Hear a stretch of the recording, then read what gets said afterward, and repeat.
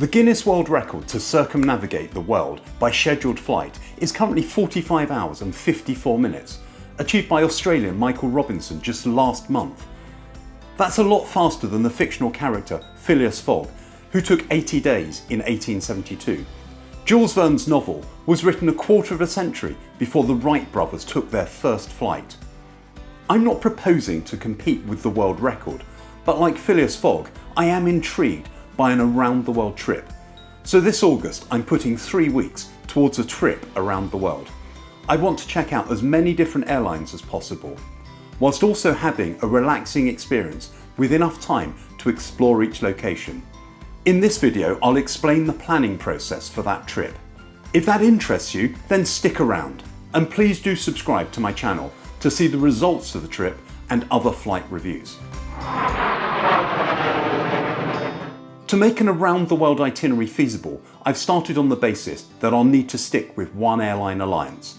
There are 3 major airline alliances: One World with members including British Airways, Cathay Pacific and American Airlines; Star Alliance with members including Singapore Airlines, Lufthansa and United Airlines; and SkyTeam with members including Delta, Virgin Atlantic and KLM Air France. SkyTeam no longer appear to offer round-the-world tickets, but both Star Alliance and One World do. I should say there are also specialist travel agents who can arrange round-the-world itineraries, but I didn't explore that option. With SkyTeam out as an option, I looked at both Star Alliance and One World. In the end, I developed a few One World options, primarily because I have Emerald status, which brings along some perks, such as extra baggage and premium lounge access. There are 14 full members of the One World Alliance, with hub airports across the world, although they have no partners in South America or Sub-Saharan Africa. One World offers a Global Explorer ticket. The trip must start and finish in the same city and has to be completed within a 12-month period. You can only fly across the Atlantic and Pacific Oceans once each. And One World has divided the globe into 3 zones. Zone 1, North and South America. Zone 2, Europe, the Middle East and Africa. And Zone 3, Asia and the Southwest Pacific. The trip must be in a continuous forward direction, east or west, between zones 1, 2 and 3. Some backtracking within a continent may be allowed. The One World website allows you to create an itinerary, with it validating that your trip meets the ticket requirements. It then gives you the price of the ticket. So looking to visit some new destinations and fly on some new airlines, I developed an itinerary that involved 5 airlines travelling to 4 continents.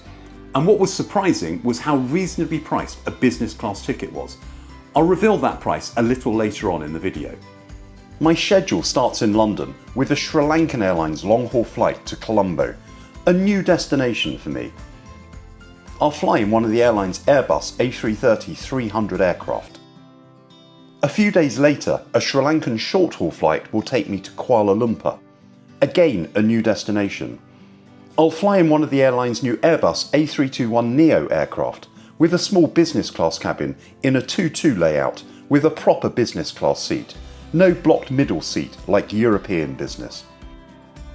Then picking up a Cathay Pacific short-haul flight to Hong Kong. Again, I'll fly in an A321neo aircraft with Cathay's latest business class seat. Next, I'll take a Cathay long-haul flight across the Pacific to Los Angeles.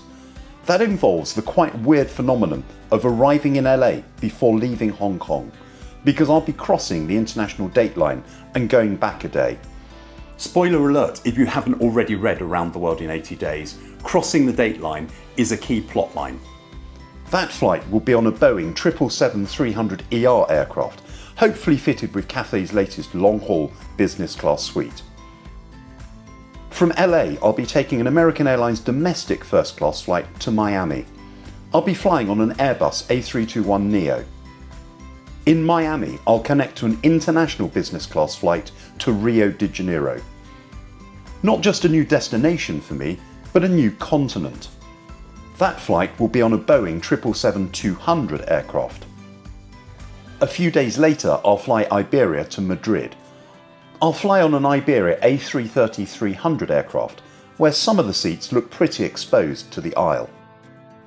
I have a 1-hour transit in Madrid before connecting to an Iberia short-haul flight to Barcelona.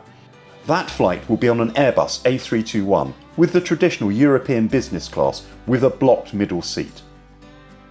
Finally, I'll take a BA flight back to London. That's scheduled to be on an Airbus A321neo. So over 24 days, I'll take 9 flights on 5 different airlines, spending around 60 hours in the air, travelling a total of 28,381 miles. And the cost? These 9 flights will set me back just shy of 8 grand. That's just 28 pence per mile. By comparison, a return business class flight from London to New York can cost up to £1.15 per mile, or basically the same total cost as my flight around the world. So there we are, my summer adventure awaits. I'll post reviews of each of the flights. I might even make a few videos of the hotels and attractions. What do you think of the plan? Have you experienced any of these airlines, and do you have any tips for me? Let me know in the comments. If you haven't already, please do subscribe to Doors to Automatic to join me as I fly around the world.